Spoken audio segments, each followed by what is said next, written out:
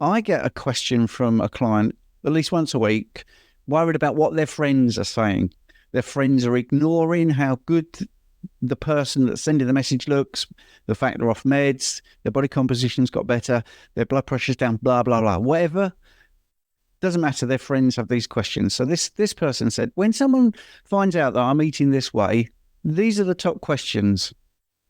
Could you get somebody to go through them and answer them all? So I thought, I know who I'm going to ask. The man in the house coat, Bart, because he likes this sort of stuff. So hi, Bart. Hello, good morning. Yes, today I shall be mostly wearing this house coat. Yes, I shall. It's 7 a.m. here in New Zealand in the middle of winter, and it's not warm. So I thought I'm going to stay in the house coat. Yes, well, it's the middle of summer in the UK, and it's not warm. So, right. So for people that don't know you, why should I be talking to you about things to do with the heart, for instance, and health? Right. Well, I guess because, two things. Number one, I spent a couple of decades working in academia previously in another life, and I had a number of specializations that I was working in terms of teaching, researching, and consulting, one of which was the physiology of rest and exercise. Another one was human nutrition. And the third one I spent a lot of time around was cardiovascular pathophysiology, what causes heart disease and such and what doesn't. And all of that is overarched, I guess, by a fundamental, pretty good understanding of research design, statistical inference, and all of that kind of stuff. So I'm kind of in the unique situation of being kind of a guru in those fields and yet no longer behooven to those fields because I have stepped away. I'm no longer employed in academia. I no longer work as a professor. Now I look in the mirror and the boss is myself and I say, good morning, boss. What shall I do today? And usually I respond with, well, perhaps you should stay in your house coat all day. And stuff. So I guess the benefit is I can say what I want. Yeah, but you're backed with all the knowledge, and this is all one of the things that all of us.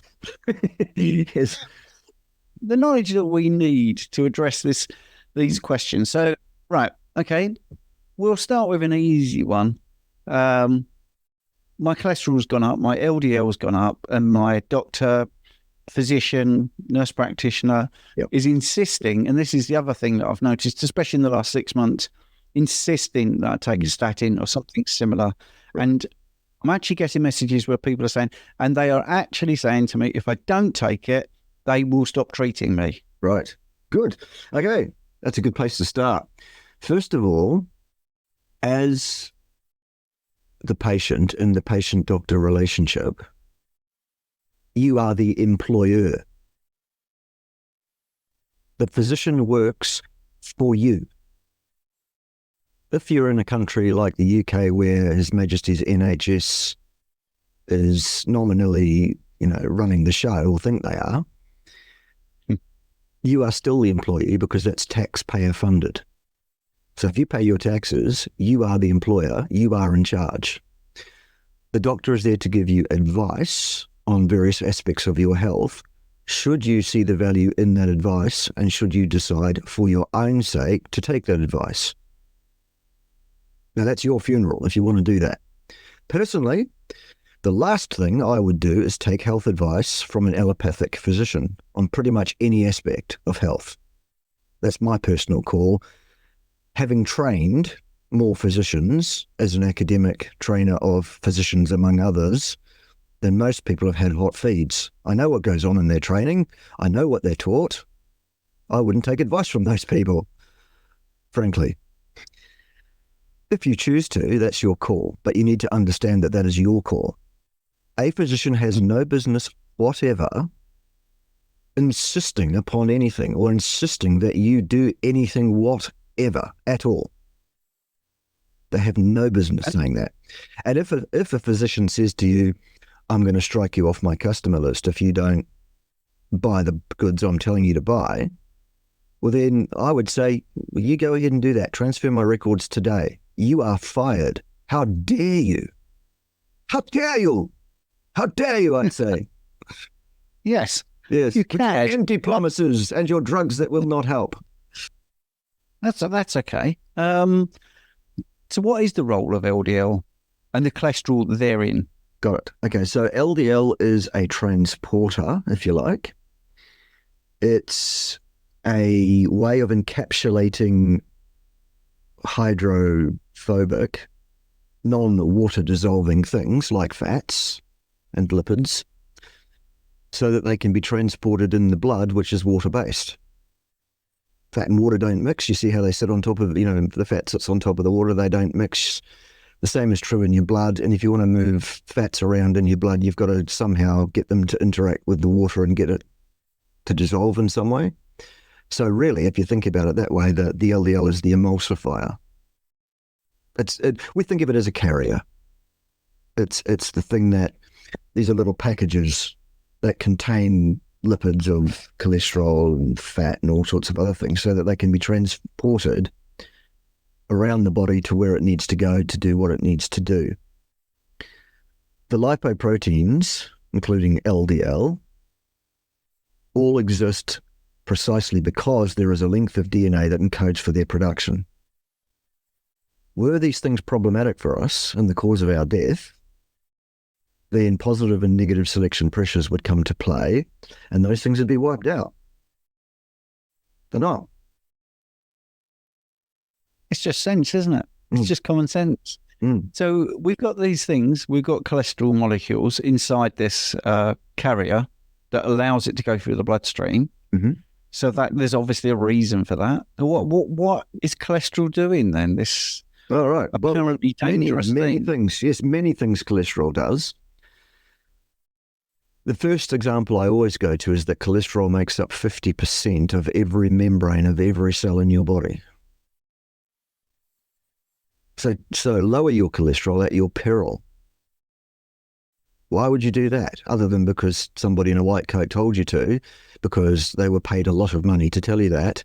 And in fact, they were threatened and browbeaten to tell you that on, threat of having their medical license removed if they don't tell you that. So that's why they so fervently tell you that and insist upon it, because they're required to. It's nothing to do with your health at all, actually. It's to do with their financial well-being. That's why they're saying it. So 50% of every cell membrane, 60-something% of your brain is molecular cholesterol. So again, reduce that at your peril. Go for it. Testosterone, estrogen, both based on cholesterol. Pretty important stuff. The myelin sheathing on all your neurons, the very thing that allows you to function, your neural system to function. That's cholesterol as well. It's also a step in a pathway to many of the prenulated proteins, which is starting to get a bit more technical now, but that's fine. I could go on all day. Here's one, vitamin D. Vitamin D is based on the cholesterol backbone, if you like. And vitamin D is required for basically every other metabolic reaction in your body pretty much as a cofactor. Yeah. The act of attempting to lower your cholesterol pharmacologically is inane, nonsensical, dangerous and contraindicated, and you should not do it under any circumstances. I think that's pretty clear. One of the things I like is common sense. If you eat less cholesterol and you forget all the medications, your body makes more. And I think, to me, that's pretty clear, isn't it? Yeah. Your body needs it because it doesn't make stuff that's going to make things worse for you. Yeah. I think we've nailed that one. I'm pretty happy with that. Cool. Let me just say one more thing about statins before we do move off it, though, Stephen, because I think this one's also pretty important. Cholesterol is biosynthesized by the human body according to requirements. When you're not eating enough, your body will make more according to the instructions that your genes are receiving via being placed in an environment in which those genes are placed at any given time. All right.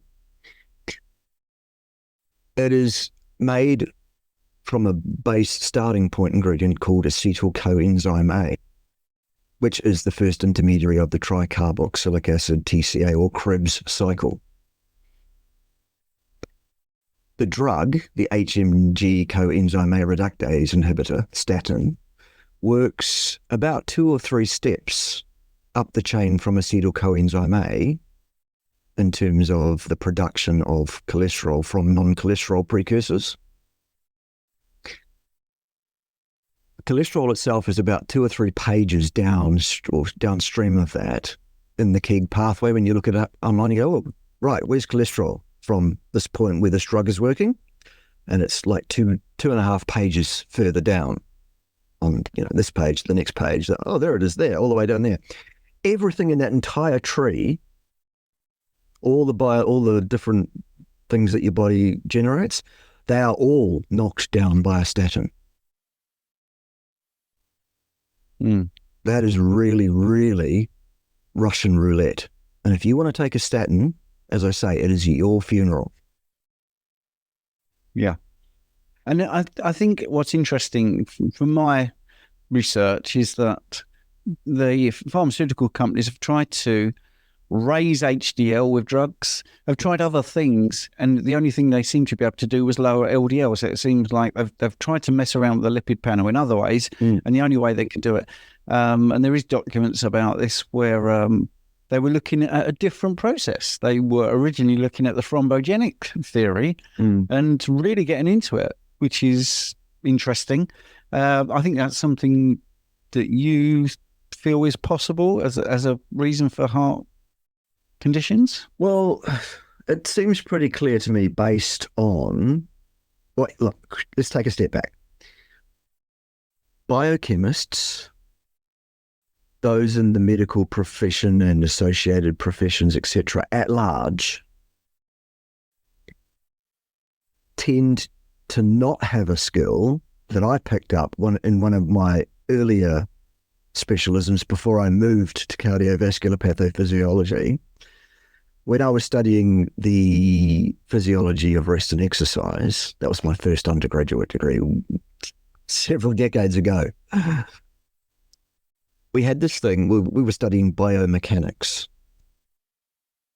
We were studying how to learn complex movement skills as part of that. It was the old thing they used to call it biomechanics. And we had this thing we had to do where we had to put together what was called a deterministic model. Meaning that we had to explain successful completion of a physical skill using a diagram where in every circle was entirely explained cause and effect deterministically by what was feeding into it from the above level. Biochemists don't do that. They throw you a metabolic pathway chart and say, look, this, and they'll look in a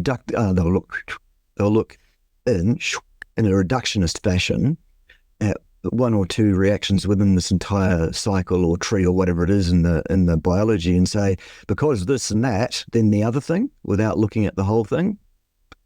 So they completely miss the point in terms of how it actually works.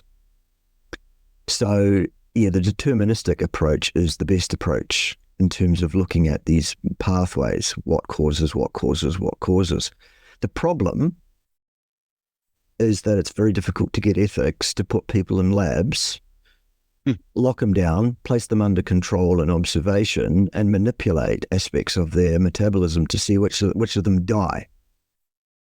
Ethics committees tend to not like that kind of thing. So that's the real problem here. That's why we get away with all this shady hijinks behind the scenes and, mandating physicians to lean as hard as possible and harder again on patients to tell them they must absolutely take this drug, otherwise they're going to die.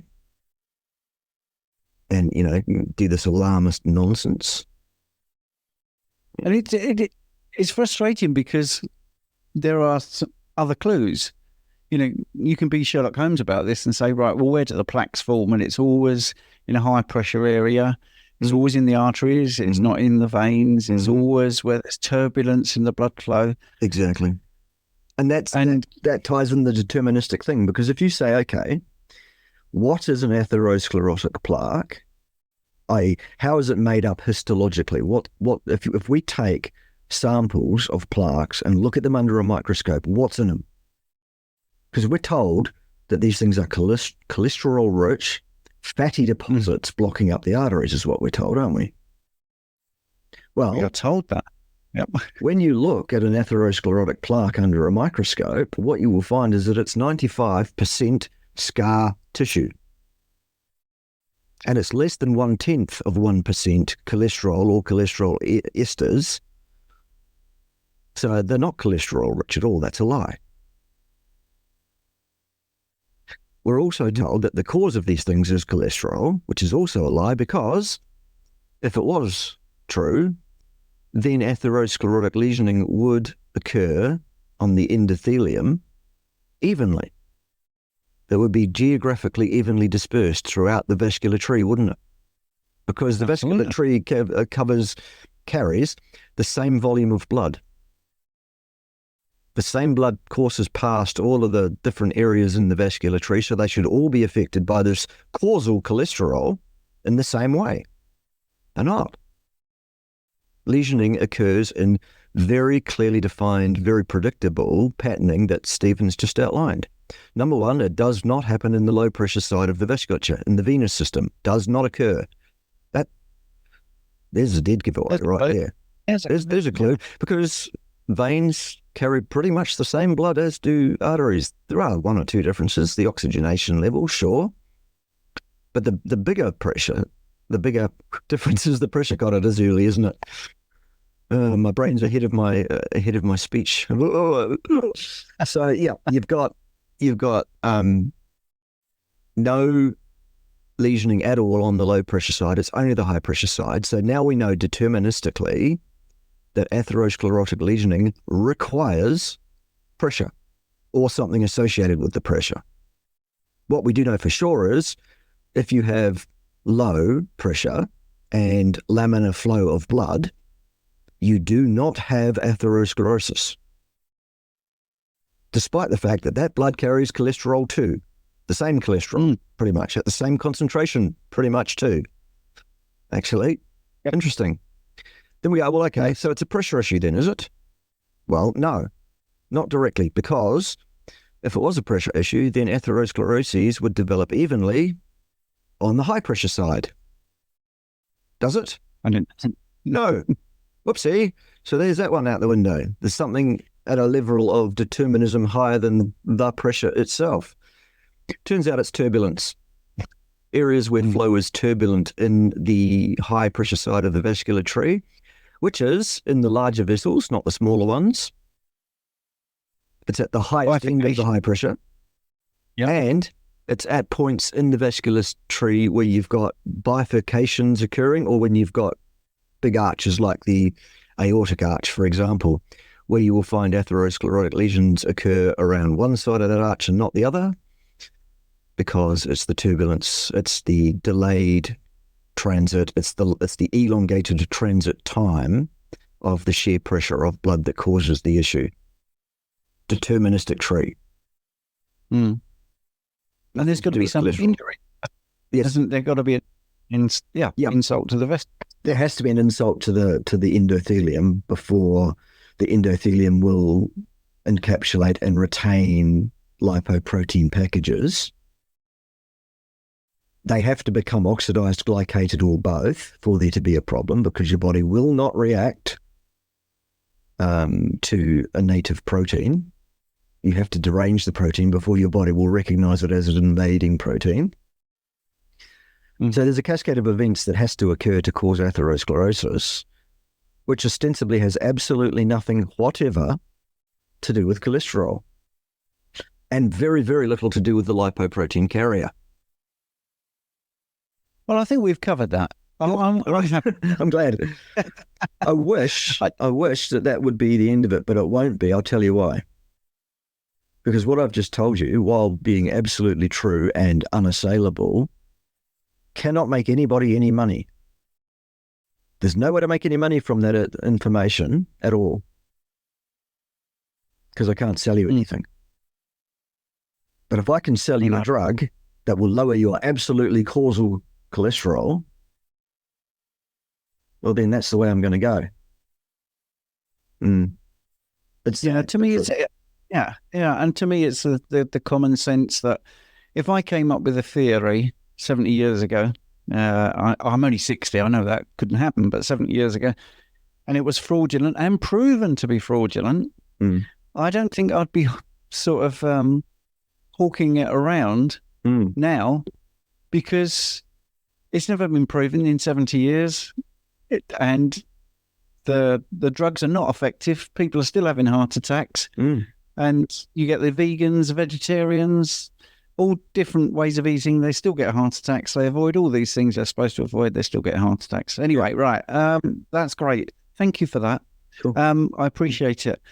The next one, which comes up, is so you don't eat veg, you don't eat fruit. You can, and the person put insert random food. Yeah.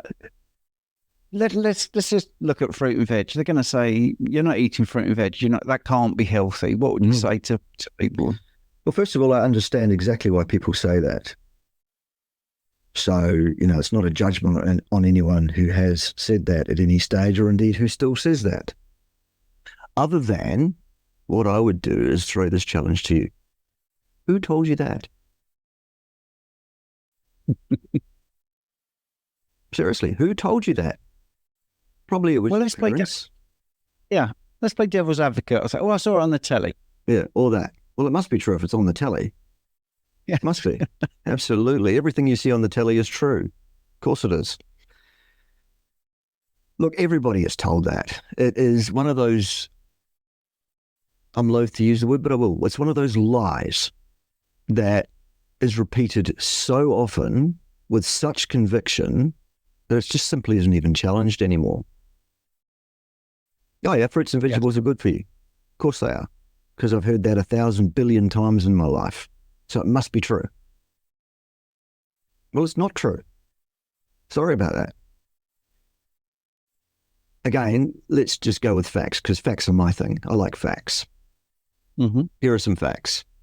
There is nothing that you will find in fruit or vegetables or plant material of any kind that you require nutritionally to live a long and healthy life. Not a single thing. You turn off my phone alarm, which is telling me to wake up. Too late. That ship has considerably sailed. I woke up some time ago. Goodness gracious. Where was I, Stephen? Sorry. Well, it's a lie. You're saying it's yes. The lie of fruits and vegetables containing things that you absolutely must have and must get from your diet to be healthy and live a long life. No, that's not true. There's not a single thing in fruits or vegetables that you cannot get from meat and animal fat that you need. Let's come up with a buzz term, though. Let's call it phytochemicals. Oh, yes, the plants contain phytochemicals that you must have. No. Which one? Name me a phytochemical that I can't live long and healthy without. Shall we wait? I can't. People don't challenge. People don't ask questions about what they're told. People accept what they're told and go, oh, okay. Fruits and vegetables are good for you. Now, vitamin C, though, I guess that's on your question list too, so we'll leave that for now. Yeah, we'll come fiber, though, they'll say. Well, okay, that's on the list too, probably, isn't it? It is. Vitamin C, fruit, good. They all go together. I mean, one of the things I always point out to people is fruit and veg are not there 24/7, 365 days of the year. So what did people eat when there was no fruit and veg? I mean, what did they eat? So for 6-7 months, they went without these vital phytochemicals, which is... Oh, look, I was just looking at a picture of a cave painting the other day, which showed people trucking and planing in and shipping in produce from the tropics all year round to deliver to their caves. Absolutely. Yeah. I have never seen pictures of salads that they were preparing. And over in the corner there's a group of other men standing around with their calculators making sure that everything's right for chronometer. Well, You preempted the next couple of questions, so let's do that. Let's let you flow on vitamin C and then move in. No, let's do fibre first because it goes on from fruit and veg, and then vitamin C. Good. Okay, just the facts again. Right. The exact dietary requirement for fibre in a human being, dietary fibre, not 1 single gram ever, none at all. Do you need fibre so that you can do number 2s? No. Is fibre required for that? No. Okay, so I'll tell you it is. It's not. If you doubt me on that, what we'll do is slowly transition you, not change your diet overnight because that will mess you up, but we'll slowly transition your diet to one that contains no fibre whatsoever over a few weeks. And what will actually happen is universally your bowel function will improve vastly. There will be less volume, there'll be less regularity. You won't necessarily go every day at first, but you're not constipated and there's not this bulk of stool that's not moving. It's just that you don't actually need to be excreting something that you didn't need to eat in the first place. So there's that. Fibre, it seems, if anything, is likely to cause bowel dysfunction, perhaps, rather than actually sort bowel function out in any way. There's really only one clinical or pseudo-clinical study in existence on this pretty much anywhere in the literature. It's a study of, I think it was N equals 62 or something like that, 63, I can't remember the exact number. So it was a relatively small-scale study, sure, but what they found was that there was a dose response in their population of idiopathic constipation sufferers, whereby a partial removal of the fibre led to a partial recovery of their bowel function. A complete removal of the fibre led to a complete recovery of all symptoms of constipation, stress, strain, anal bleeding, and all the rest of it. 100% of cases, all the time, every time, without fail. Interesting. So there's that. We don't have a cecum, an effective cecum anymore. That is now a vestigial organ. It's called the veriform appendix. It plays minor roles in your immune system these days, but certainly we don't have the capacity to be breaking down much fibre at all and producing much short-chain fatty acid out of that at all. In fact, fibre is a passenger that goes through your digestive tract pretty well untouched, and you then have to pass it out the other end at considerable effort, stress, strain, and damage to your colon. It is not supposed to be there. Our colons are designed for a hyper-carnivore diet. Designed by natural selection pressures over millions of years is what I mean by designed, by the way. Yes, we'll come back to that point. I want to throw in something here, and I know you're going to laugh about anecdotes. Well, I prefer anecdotes. Clinical experience. I've now got over 1,000 clients, and I do not have one that has trouble pooping. They might do initially. They might have a bit of diarrhea. They might have a bit of what they think is constipation. But once they're sort of adapted or been eating this way for a fair amount of time, I can't think of anybody that's into this at least 26 weeks or more, and they have trouble, toilet troubles. What I would say is I think that's one of the biggest things that is problematic, is because people are deliberately saying clinical experience is not as important as evidence-based studies, these sort of things. Well, I can't think of anything that's actually better than thousands of people following something and proving that what the mainstream is saying is not true. And this brings me on to vitamin C, because I haven't yet to encounter anybody with scurvy. I know that's a really simple thing to say, but that's obviously one of the big symptoms of a lack of vitamin C.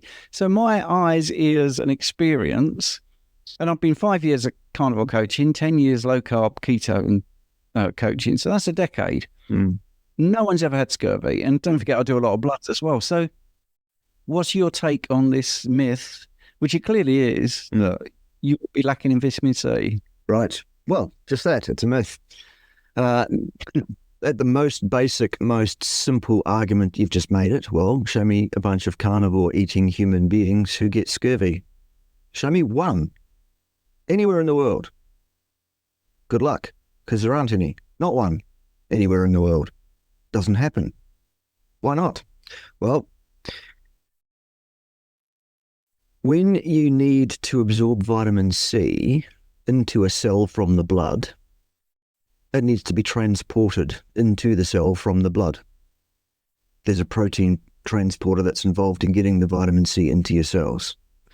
Tell us what it is, Steve. What, that competes with vitamin C? Tell us what the transporter is. Well, it's a glucose transporter, isn't Right, it? it's glucose. I don't know. Exactly. Yeah, glucose. Oh, yeah. It's the glucose transporter. It's the same one. So here's the deal.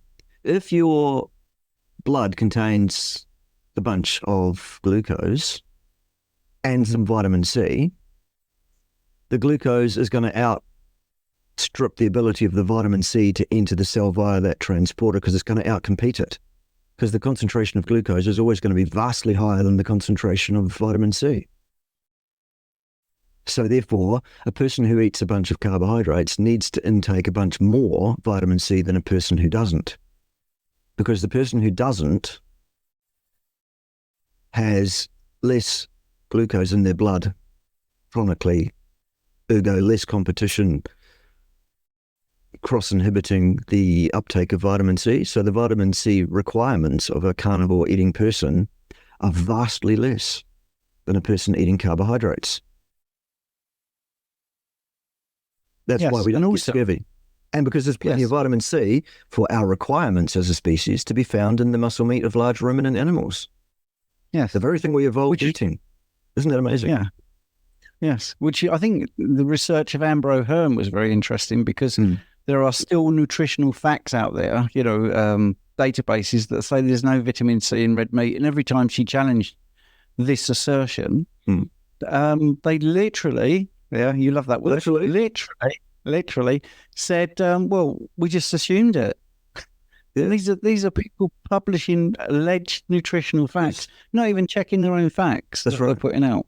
Oh, look, you'll find 95% of assertions made in the peer-reviewed literature are actually not facts. 95% of it is not repeatable. In other words, you give a research team someone's paper that they've published, and you say, right, you're a researcher, they're researchers, here's their methodology, repeat this, cookie cutter, and see if you get the same results? Nope. No. 95% of the time. Yep. And that's a big deal with science, because experiments have to be replicated, repeated. Right. And anyway, that's good. Well, I'm going to go off topic a little bit from my list, because you mentioned about what we've been eating for thousands of years and we're designed to. Did you want to just do a little section on stable isotope testing? Yeah, sure, can do. So when I say, look, human beings have been eating the muscle, meat and fat of mostly large ruminant animals for millennia, how on earth would I know that? I wasn't there. I'm pretty old, but I'm not that old. So how do I know what people were eating thousands of years ago, tens of thousands of years ago, hundreds of thousands of years ago? The answer is, it turns out that when a human body decomposes, inside the long bones that remain for many, many, many millennia is viable collagen, which is a protein that you'll find in the long bones. That collagen is a protein that we can test for stable isotopes of nitrogen. What do I mean by stable isotope? I mean it doesn't radio decompose from one form to another over time like carbon does. So we use carbon to date something. How many years old is the skeleton? And then we use nitrogen to find out what that person ate during their lifetime, be that 100,000 years ago or 10,000 years ago or whatever, because the nitrogen isotopes in that collagen are stable.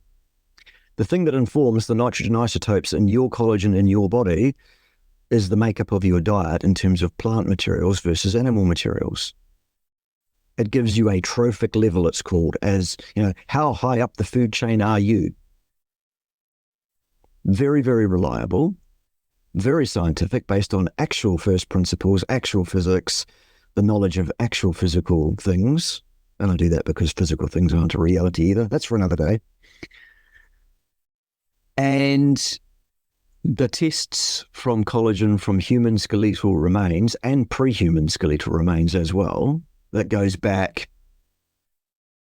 several 100,000 years, they all agree within 5% of dietary makeup. And they all say human beings consumed a diet which consisted of 80% or more meat and animal fat,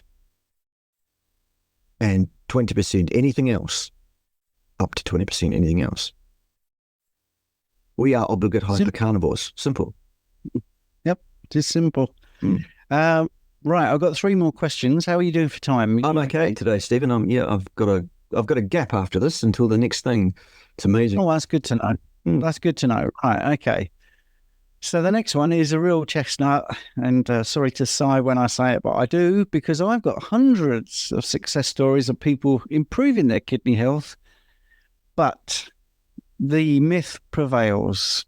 Surely eating all that meat is going to be bad for your kidneys. Right. Well, give me the mechanism then, would be my first question. Okay, great. Eating a lot of meat is bad for your kidneys. Tell me how that's so. Well, I'm going to actually, again, play devil's advocate. Please. Because I don't want people out there thinking I'm asking these questions because I believe it. So I'm making this clear. They'll say, well, there's protein in my urine. Mm-hmm. That's honestly what they say. Right. Okay. So what causes someone to have protein in the urine? Usually, if they've got protein in the urine, what's the usual cause? Well, the body is excreting that protein, and obviously they've got to have some reason to do that. Right. Okay.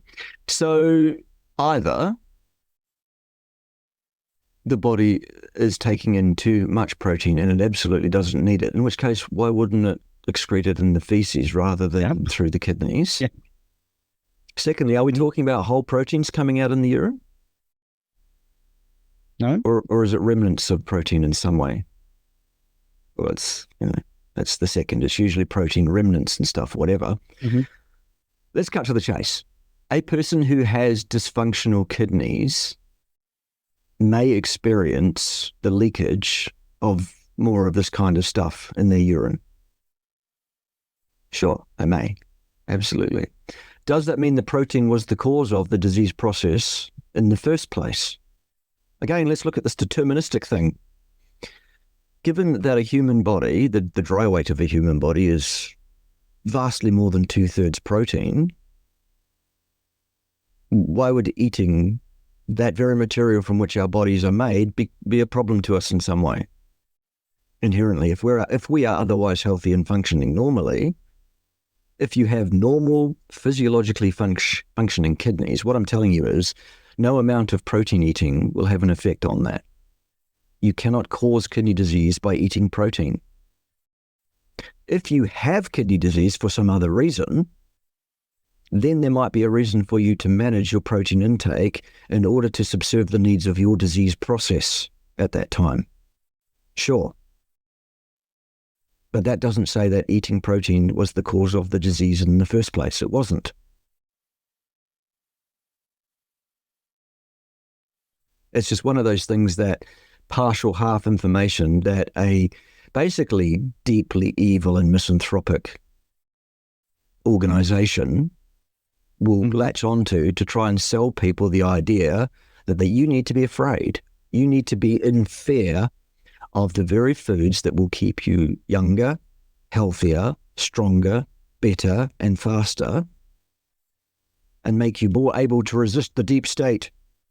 I know I'm going off on the tinfoil hat side now, but basically at the end of the day, without any of that last bit, just the facts. So what would you speculate is the major cause of kidney damage then? There are a number of things that are pretty high on my hit list of probable suspects. I'm going to go with oxalate damage being almost entirely certain in a person that's eaten any significant amount of plant materials at any point in their life. I'm going to go with chronic systemic inflammatory process through, other anti-nutrients, toxins and things contained almost entirely by plants. I think those are the two real big ones. Yeah, I think they are. Yeah. I'm not asking you to, be encyclopedic here. I'm just, like I say, playing devil's advocate of the things that come up constantly. Yep. Not worried about salt intake then, as not remotely. No. Much like thirst and hunger, the human system has evolved a means of communicating with us, not using words, because physiology doesn't have words. Words are a human invention. Language is a human invention. But physiologically, behind the scenes, our brain can communicate with us about what it needs by giving us a clearly understandable, geez, I fancy some salt feeling. Yep. The same is true of hunger, and the same is true of thirst. Yeah. If you are eating the right stuff and drinking the right stuff, you can mess up your instincts by eating poisonous things that aren't food, like basically everything from the plant kingdom. It turns out. Absolutely. Yeah. Not food for human beings. They will mess you up in more ways than you can possibly imagine. Inflammation, anti-nutrient status, toxins of all sorts. We could talk all day about the evils of plants and the human diet. But at the end of the day, if we're just sticking to the facts, then, I guess I've already given them to you. Would you want to guess the next question? So we've covered vitamin C, though. We've covered fiber, though. We've covered... I'm off track. You tell me. Yeah, that's okay. That's all right. It's early in the morning now. Yeah. What about tanking your T3? Oh, yes, the thyroid issue. Yep. Yes. Okay. There seems to be a connection between a person who eats very, very low levels or zero carbohydrates to speak of, and who also does not eat sufficient protein. Those people tend to end up with thyroid problems, electrolyte problems, muscular problems, all sorts of things. Simply because the human body, while it is not evolved for consuming carbohydrates, and while carbohydrates are required in exactly not 1 single gram ever, you do need protein. And people tend to underdo it at large on protein, especially people who are following a ketogenic lifestyle, because everybody who's a ketogenic lifestyle advocate understands that if you eat too much protein, then you will be kicked out of ketosis. And so they avoid eating protein as well. They have high-fat diets that are too poor in protein, no carbohydrates to speak of. Well, it's no wonder your thyroid system falls to bits. Get some protein into you. A minimum of 2 grams per kilo of lean body mass per day, preferably in one bolus. Minimum. Now, there is such a thing as too much protein as well, but that's not today's concern. Most too much anything. Well, yes. Too much water. Too much oxygen, I'll tell you. Yeah. Too much of anything. Yeah. Right. Well, I'll clue you in on the next couple then, because as I now know you've not got to rush off, there is a couple of other things I wanted to cover, so I'm going to cover them now. What about slight elevation of ALT and AST on this way of eating, especially if you train and work out? That seems to be something that people worry about. Again, plain devil's advocate, it's not something that worries me, because you need some other markers as well and some context. But yeah, look, people often come to me clinically and say, "Oh, look at my bloods, look at this, look at the liver function here, for example." To which I go, "Geez, that's interesting. Tell me, what symptoms are you experiencing that would lead you to believe that your health is compromised in some way?" Well, nothing. I've just got these blood results. I feel fine, but I'm concerned about these blood results. And I'm like, well, what do you think the interpretation of your blood results are based on? I don't know. Well, let me tell you. What they'll do is they'll compare your ALT-AST ratio, if you like. It's a quotient rather than a ratio. But anyway, that's for another day. And they'll compare you to Joe average, to a population average, and see how many Z-scores, standard deviations, or whatever you are away, high or low, from the average value of the population. That's what they do. Well, let me ask you this, Stephen. Why on God's green earth would you want to be average on anything related to health? I want to be optimal. As near as possible. So let me ask you again, how do you feel with this elevated ALT-AST? Well, strange enough, I have got elevated ALT-AST and I feel fantastic and I do work out. Right, are we done then? I think we're done. Sorry? I think we're done on it. Yeah, I think we're done with that one. Yeah. Look, the same thing is true of any blood value that you'll get. People are absolutely fixated on testing their blood and getting results on their blood, and then they interpret the results based on what's average and make a judgment on whether they're doing the right thing for their health or not without reference to how they feel and how they perform and how they interact with the world and stuff. Yes. I had this last week. Yes, I had this last week. A client sent me their bloods, a full panel, well woman, all that sort of stuff. They're worried well. Yes. Yeah. And she came online and I said, I've looked at your bloods and they're perfect, aren't they? How do you feel? And she went, terrible. Yeah. So, yeah. Because they were all on average. People feel like shit, don't they? Yes. Yeah. So, yeah, I'm totally with that. Right. So I'm going to ask a couple of bonus questions, and if that's all right. And then when we get off the recording, I've got two things I want to show you, which I think you'll be interested in. Okay. Right. Okay. Ozempic. What are your thoughts on that? The miracle weight loss drug. Yeah. GLP-1 agonist. Yes. Yeah. Okay. The reason that 99.99 something % of the time, and that's the number I just get to guesstimate. That's not tapping data, so don't get too excited, folks. I'm just saying the vast majority of the time is what I really mean. A person with elevated blood glucose chronically, someone who is defined by reference to their normal, to the average normal as being a type 2 diabetic. The reason for that is because the cells of their body are not accepting glucose from the blood as a fuel source.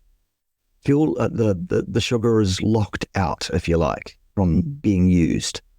Why is that? Well, because there is perfectly sufficient energy containing substrates, if you like, carbon skeletons already there that the body can use for oxidative purpose in the form of fats.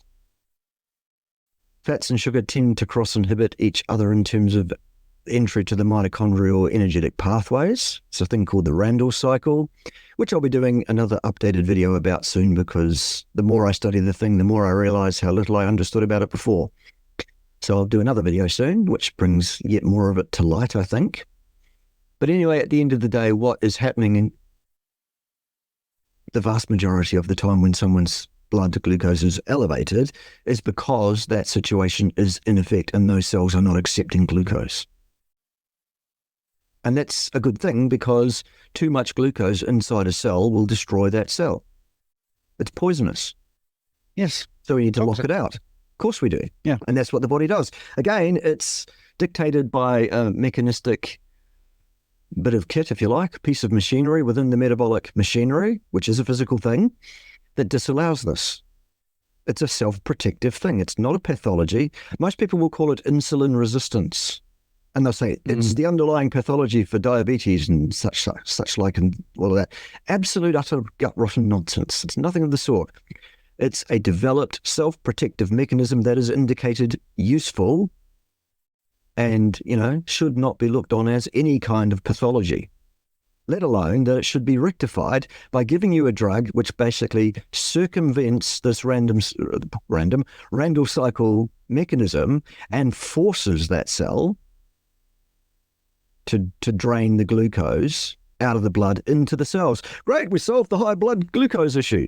Yes, but you've also compromised every cell that you've forced to absorb sugar that it doesn't want in so doing. Here's a drug that does what it says it does. We can charge people billions for it.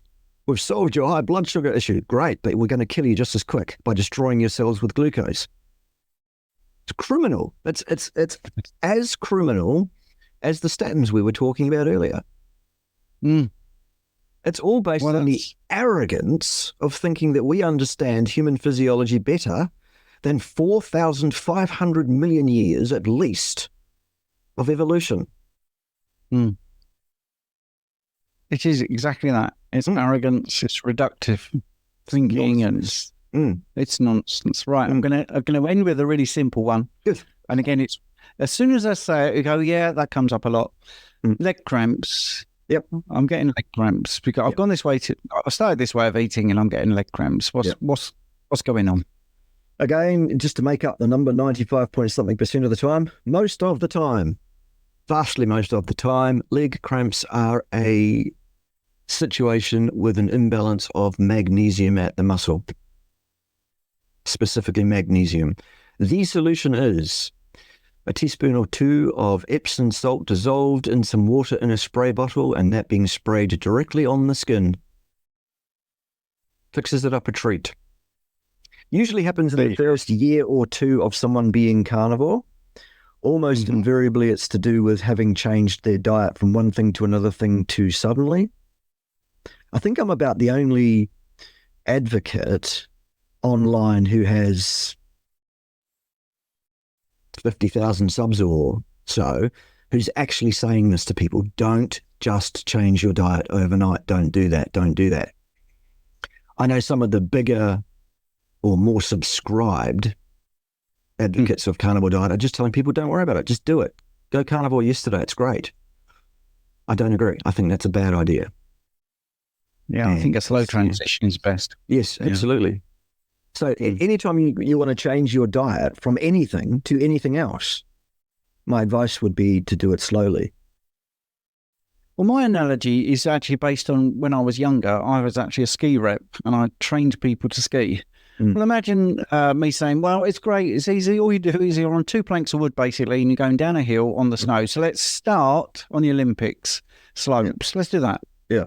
It's like, well, it's just going to injure me and be ridiculous stress and everything. So let's just do it nice and simply and go up, one height, then the next height, and then the next height, and just do it over the next 2 weeks. And by the end of the 2 weeks, it'll be a dream to go on the Olympic slope. It won't be a nightmare that you'll never get over. Yeah. So I think you're wrong about that. I think we, Richard and myself, when we do our lives, we always tell people to consider to do it slowly, to transition slowly. Yeah. Look, I know absolutely that there are people who watch my stuff, who subscribe to my stuff, who also have channels who say what I say in that regard. And that's great. That's awesome. Yeah. I guess what I was referring to is those big ones, guys and some of the ladies who have, like 100,000 or more subs, some of the really well subscribed, very popular folks. I know. Most of them are saying, yeah, just do it. It's great. It's awesome. And several of those have medical degrees. So I know. Whatever. Well, one of the things I was neatly wrapping up the 60 minutes with some common ground, because there is also another bit of common ground. On top of my medals there, you will see Collagen Active and my Stem Enhance. Excellent. I know it's not like your big posh logo you've got there. I want to thank you for getting me into the Stem Enhance, because it was a game changer for me. Carnivore was amazing, and I think Stem Enhance was like the butter on the steak. So I just want to publicly thank you for that. I think it's been a game changer for me. And I've gone up the dose after speaking to you last. Awesome. And it's been amazing. So, Bart, thank you for that. My pleasure. I've got a couple of... I'm going to keep recording if you don't mind, because I want to show you a couple of things. Yeah. And you might go, oh, I wish you'd recorded that. Right. So you're going to? Good. Yeah, well, you might do. This happens ever such a lot in other fields. So let me just see if I can get this. up for you. This is from a real person, by the way. He actually came to me because he was really worried because his doctor kept saying, my TSH is subclinical. My TSH is subclinical. All right. Mm. So for the people that can't read what it's saying there, the thyroid stimulating hormone, the range should be 0.4. I know it shouldn't be. I'm just saying it's what they say. 0.4 to 4. Mm-hmm. And it is technically subclinical. And he's been doing this for 4 years. And this is from 2020 right up to 2023. Mm-hmm. And his T4 is always pretty much right in range. Again, I know that's sort of pejorative, but it is in range. And his T3 was in range when he did measure it. Now, I actually said to this guy, let's imagine you're the first person that's ever had bloods taken. Mm-hmm. The first person, right? What is the purpose of TSH? And he said, well, it's to make T4 primarily. I know there's other things, but primarily it's to make my thyroid make T4. And I said, well, look, if you were the first person that ever had this test and I did it over 4 years and I looked at your T4, forget everything else for a moment, I think, oh, wow, this guy's T4 is always in range. It's fantastic. Therefore, your TSH must be perfect. Deterministic model. Yeah, right. Now, but this is really common, Bart. This is one of many where I keep saying the same thing to people. What is the purpose of the thing they're telling you is wrong? And is that outcome wrong? Are they right to say you need to increase this? I get this also with insulin. I get this also with blood glucose, many things. And I thought that was a brilliant example of how wrong they can be. Love it. Yep, that's very clear. Very clear indeed. Yes. Well, that's what we're dealing with because that's in the context of this way of eating over 4 or 5 years. That is a functional thyroid. Right. Yeah. That's the first thing. Now, diagnostic purposes for liver enzymes. A pattern emerges. Generally speaking, this is the pattern.